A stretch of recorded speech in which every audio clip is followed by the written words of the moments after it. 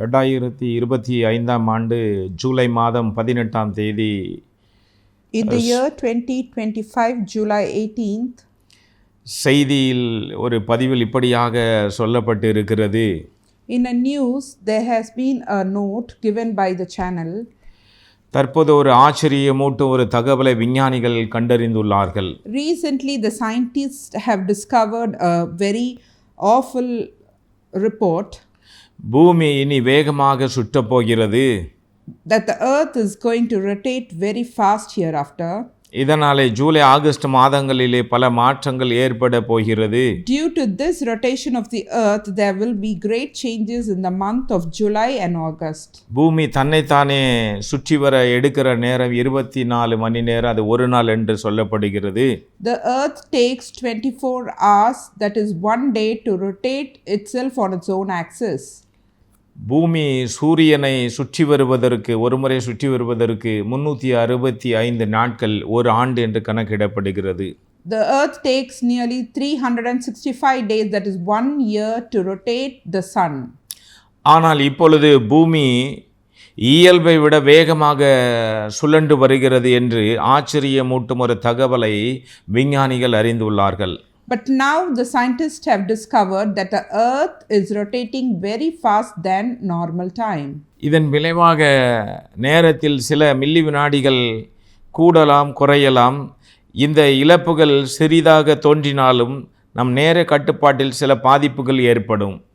This rotation of the earth will lead to the time limit to increase or decrease a few seconds, and due to this the time control may have some changes.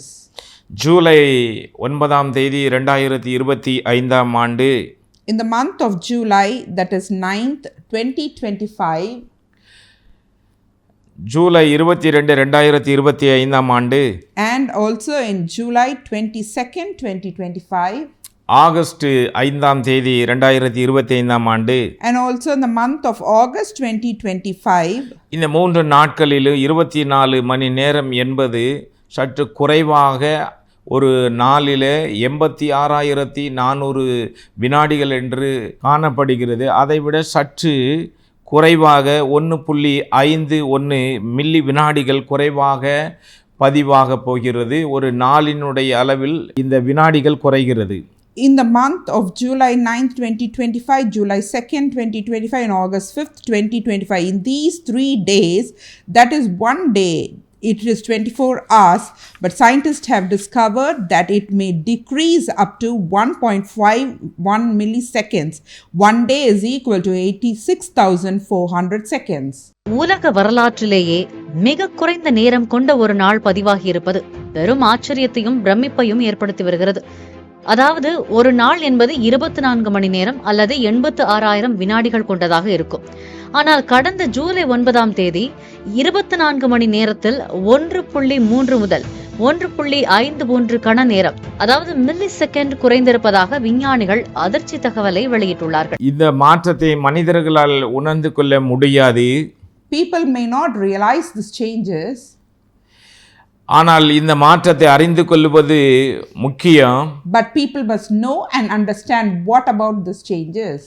ஏனென்றால் சந்திரன் பூமியின் பூமத்திய ரேகையில் இருந்து மிக தொலைவில் இருக்கும். Why people should understand this? Because the moon is little far away from the equator of the earth. அப்பொழுது சந்திரன் துருவங்களுக்கு அருகில் வரும். When earth rotates fast, this moon will come closer to the poles of the earth. சந்திரன் பூமியிலிருந்து தூரமாக இருக்கிறது. அந்த சந்திரனானது பூமியின் அருகில் வரும்போது இதனாலே பூமியின் சுழற்சி வழக்கத்தை விட வேகமாக சுழல்கிறது. Normally the moon is far from the equatorial line of the earth, but when the moon draws closer to the earth, that is the poles of the earth will start rotating fast. இதைத்தான் அடியோனிக்கு ஆண்டவர் 2021ஆம் ஆண்டு பிப்ரவரி மாதம் 2ஆம் தேதி ஆண்டவர் பூமத்திய ரேகையையும் காண்பித்து, அதோடு கூட சந்திரனையும் அதற்கு அருகிலே காண்பித்து, இதன் நிமித்தமாக ஒரு தேசத்திற்கு அல்ல முழு உலகத்தில் உள்ள ஜனங்கள் குடிகள் தத்தளிப்பார்கள். இதனாலே தட்ப நிலையிலே மாற்றம் உண்டாகும், பருவநிலை மாற்றம் உண்டாகும். இது நிமித்தமாக வெப்பத்திற்கு வெப்பம், குளிருக்கு குளிர், பனிக்கு பனி.